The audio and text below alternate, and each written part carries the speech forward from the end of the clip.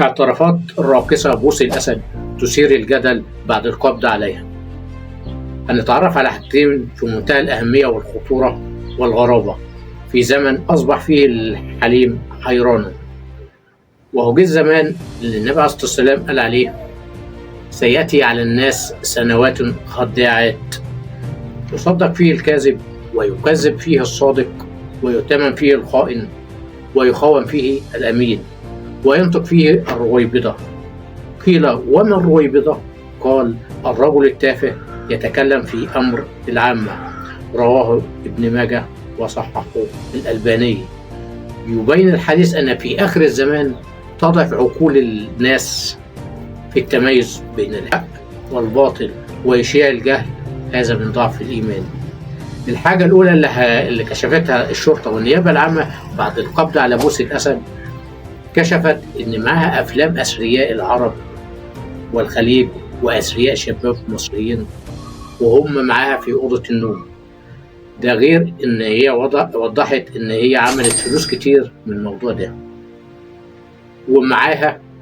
ومعاها 63 جيجا من الأفلام دي. أنت متخيل يعني إيه 63 جيجا أفلام؟ عشان تبقى تتسلى وتسمعهم بعد كده؟ لا، ده عشان تروح لهم وتبتزهم مرة واثنين وثلاثة وتأخذ منهم فلوس وتقول لهم نذيع ولا تدفع. أكيد طبعا هيدفع عشان هيخاف إن هو يتفضح. استنونا بعد الانترو.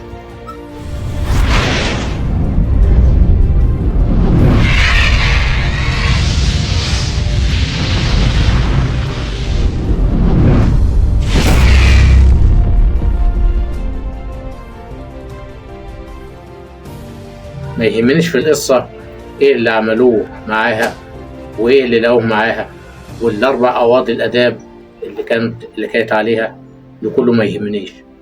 كل اللي صدمني بكمية عدد الفاسدين اللي جم على ايد الراقصة بوسي الأسد، مش من مصر بس، ده من دول عربية ودول الخليج، وده مش أي ناس، دولت ناس أثرياء. للأسف الفلوس مع التيوس. يا ريت الكل يقرأ في القرآن ويتدبره، هتلاقوا آيات كتير بتحس فيها عن إيه اللي إحنا نعرف نستعمل العقل والسمع والبصر. هتلاقوا آيات كتير فيها: أفلا يعقلون، أفلا يبصرون، أفلا يسمعون. وآية في القرآن: يوم تشهد عليهم أيديهم وأرجلهم بما كانوا يكسبون، أحصاه الله ونسوه. ربنا ما بينساش. لو أنت نسيت، ربنا ما بينساش. كل حاجة بتأيدها. ربنا شايفك، وكل اللي بتعمله بتسجل عليك. والله هتتأخروا كتير يوم القيامة، والله أعلم هتعدوا على الصراط ولا لأ. النبي عليه الصلاة والسلام ذكر فيه حديث: بالله عليك مش هتتحاسب على الفلوس ديت. جزء من الحديث ايه؟ هتتحاسب عن ماله، من أين اكتسبه وفيما أنفقه. والله هتتأخروا كتير يوم القيامة، والله أعلم هتعدي على الصراط ولا لأ. ما كنتش الفلوس دي برعت بيها لأهالي غزة اللي كادوا يسفوا الرمل. ما كانش الفلوس دي برعتوا بيها لأهالي غزة اللي قربوا خلاص يسفوا الرمل، مش كان يبقى أحسن لكم؟ أيابكم الله وأذلكم الله وأورثكم الفقر بين أيديكم، قولوا آمين. الحاجة التانية والغريبة إن في ناس زعلانة من القبض على الراقصة بوسي الأسد، ويقولوا إيه؟ مين اللي هيرقص في فرحي؟ هم دولت الشباب يا بجاحكم. يقولوا مين اللي هيرقص في فرحي؟